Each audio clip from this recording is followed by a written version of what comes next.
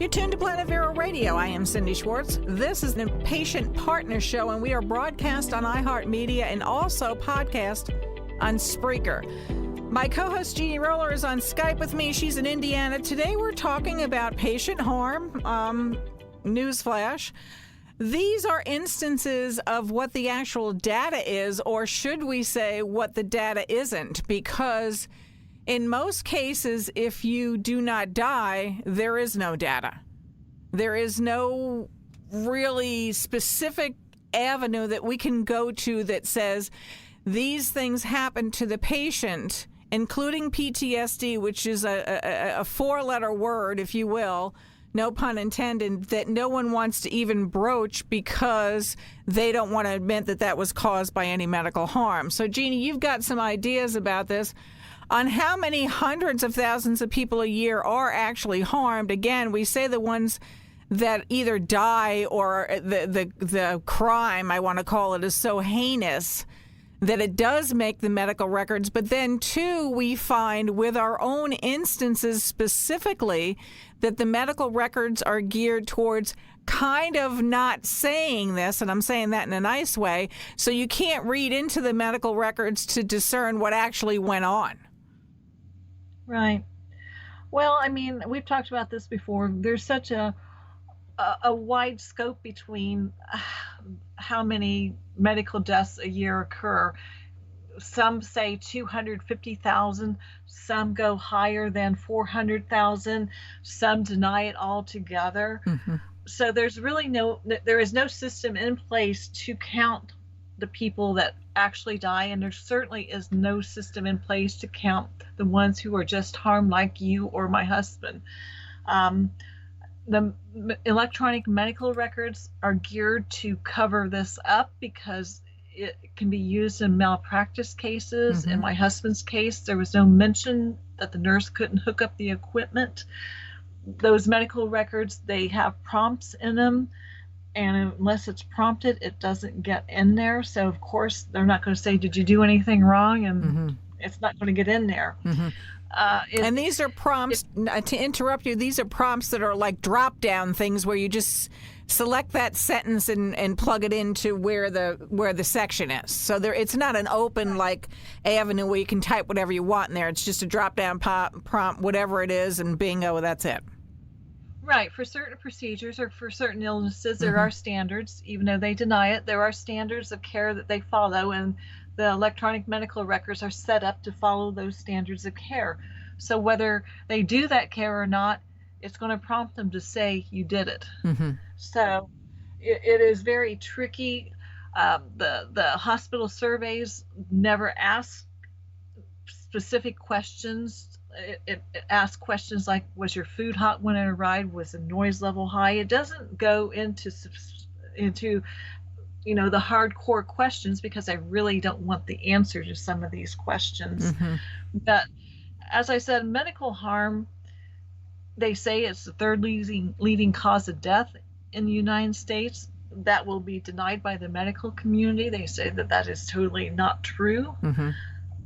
But, there's no way to either prove it true or not prove it true, because as it is now, the medical system is not set up to track injuries or deaths caused by injury, medical harm. Mm-hmm. And the books that we were talking about on another podcast, in each one of those, and many of them written by MD doctors, it says statistics like that. It does say right. That where the doctors are like, yes, we know of this. We know this is happening. We see this happening. There are no specific statistics. And never is there mention of, like I said, PTSD. That's just literally a four-letter word to them that they don't want to even broach, because nothing they've ever done harmed any patient, quote right. unquote. And the other thing on these electronic medical records is a nurse or a doctor has multiple patients. Many times these records, they input the information long after they have had that patient encounter. So they go in and they just, even if they gave them a certain dosage of medicine, mm-hmm. the prompt will say, did you give this? And they'll say yes. Right. And so it's very dangerous, because it doesn't truly represent what happened during that encounter. And so these harms never get recorded.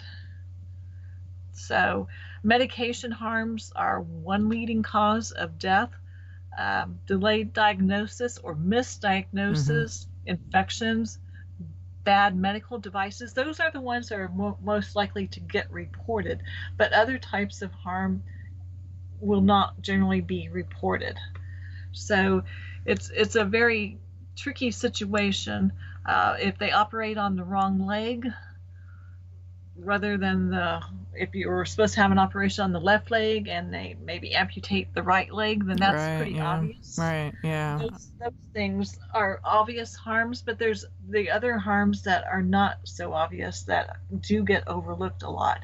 So I believe medical harm here in the United States is probably higher than 400,000 people a year. Oh, I agree, and as I said, that's only the ones who have died from medical harm.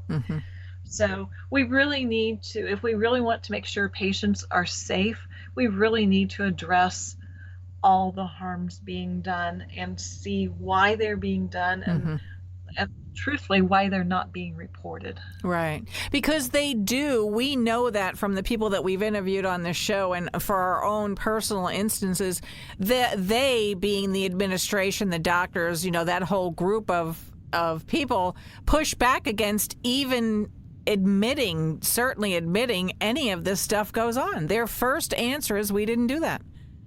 Right.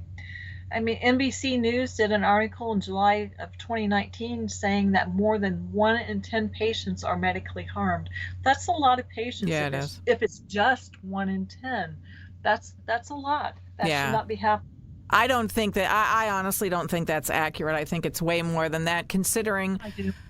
There's how many surgeries, just surgeries alone, a year. Right. It's incredible. And we haven't even broached the subject of people in nursing homes and, aftercare and things like that. No, medication mistakes in nursing homes have to be pretty high because they just do it so quickly, go in there and do it so quickly. Yeah. That it is amazing that as advanced as what we think we are in medicine, that we aren't addressing these real harms that's happening to people. You know what I don't get about it? This is my own personal opinion, and it's going to sound like a but what is the harm in talking about the harm, except for the fact that it's so, everyone thinks it's going to be a suable offense. Right. Which isn't the case. I mean, over and over and over again, we've talked with people saying, I just want it solved. I'm not looking to sue anybody. I don't think that the people are. We weren't. We aren't. No.